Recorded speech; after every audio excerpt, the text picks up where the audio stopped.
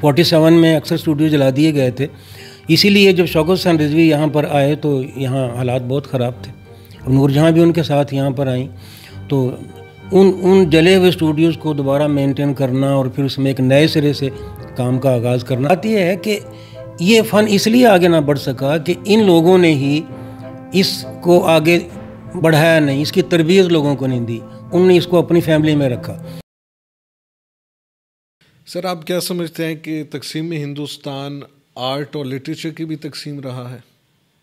मैं ये समझता हूँ कि इससे अगरचे मेरी ज़ाती राय में फ़न को तकसीम नहीं किया जा सकता और ना ही मौसीकी की कोई सरहदें होती हैं, ना उसकी कोई हदें होती हैं। अगर ऐसा होता तो फिर लोग हमारे यहाँ लता को क्यों सुनते और हिंदुस्तान में लोग नूरजहाँ को क्यों सुनते। लेकिन ये ऐसा हो गया फिर कि जब मुल्क तकसीम हुआ तो इंडस्ट्री भी तकसीम हो गई और उसके साथ साथ और कुछ वो फ़नकार जो थे जो कि यहाँ लाहौर की इंडस्ट्री एक अच्छी खासी इंडस्ट्री थी उस ज़माने में जब फ़िल्म का आगाज़ हुआ। और ये मैं थोड़ा इजाफ़ा कर दूँ इसमें कि हिंदुस्तान में जो फ़िल्म मेकिंग का सिलसिला था दादा साहब फाल्के ने 1897 में शुरू कर दिया था। तो उससे लेके और 1931 तक, बल्कि बाद तक भी 33 तक भी साइलेंट फिल्में बनती रहीं, गूंगी फिल्में होती थी, में साउंड नहीं होता था। तो 1931 में आलम आरा बनती है जिसमें पहली बार आवाज़ का इस्तेमाल किया गया। तो पहले नंबर पे जो था वो कलकत्ता था, उसके बाद वहाँ की इंडस्ट्री बॉम्बे में शिफ्ट हुई और उसके साथ साथ फिर लाहौर का जो फ़िल्म का एक मरकज़ बना तो इसने भी अपने तौर पे नामसाद हालात में फ़िल्म मेकिंग को आगे बढ़ाया, जिसमें AR कारदार साहब थे, अब्दुल रशीद कारदार, जो बाद में हिंदुस्तान शिफ्ट हो गए। उनमें बड़े बड़े फ़नकार थे यहाँ पर, जैसे कि कादर थे, M इस्माइल थे, जी शाहनवाज़ थे, ये सारे लोग यहाँ थे। फिर कुछ लोग ऐसे थे जो कि यहाँ से मुल्क तकसीम होने के बाद भारत मुंतकिल हो गए।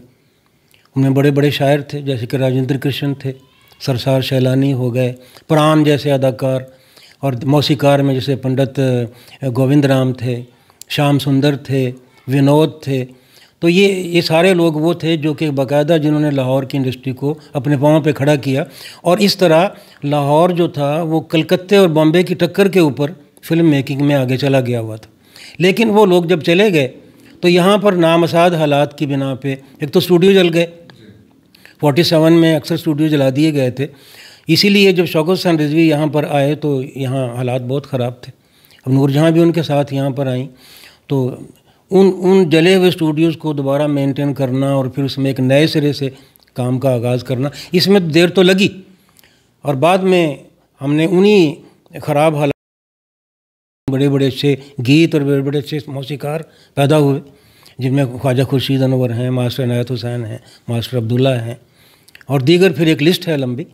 लेकिन बात यह है कि ये फ़न इसलिए आगे ना बढ़ सका कि इन लोगों ने ही इसको आगे बढ़ाया नहीं, इसकी तरबियत लोगों को नहीं दी, उन्होंने इसको अपनी फैमिली में रखा।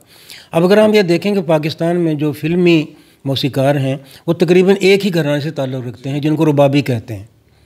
अब उसमें खा एम अशरफ हों, मास्टर अब्दुल्ला हों, मास्टर इनायत हुसैन हों, उसमें आशिक हुसैन हों, अख्तर हुसैन अखियाँ हों, ये सारे के सारे लोग जो थे वो एक ही ख़ानदान से ताल्लुक़ रखते थे। ताफ़ो उनमें उनका नाम, और आगे ताफ़ो की उनकी फैमिली अपनी और दीगर लोगों की। तो ये इन्होंने आगे इसकी तरबियत नहीं दी, अपने ख़ानदान तक इसको रखा। एक तो ये बात थी। फिर फ़न इसलिए भी तकसीम हो गया, फिर वही बात आ जाएगी कि जब हमने इसको अक़ीदे के साथ जोड़ दिया तो फिर हमने ये समझा कि ये काम जो है ये गैर मुस्लिमों का है, इसका हमारे यहाँ से इससे कोई ताल्लुक़ नहीं है। बल्कि अब्दुर्रब निश्तर के बारे में ये मशहूर है कि कुछ लोग फिल्म इंडस्ट्री के अब्दुर्रब निश्तर के पास गए और जाकर कहा कि जी बड़ी दिगरगूं हालात हैं तो इंडस्ट्री के लिए कुछ किया जाए। तो उन्होंने बड़े हकारत आमेज़ में ये लहजे में कहा कि ये कोई अच्छा काम है फिल्में बनाना, इसकी तो ज़रूरत ही नहीं। ये भी वो वजूहात थी जिनकी बना पे हमारी इंडस्ट्री और हमारा जो म्यूज़िक से मुताल्लिक़ जितना भी जो कुछ भी है वो आगे नहीं बढ़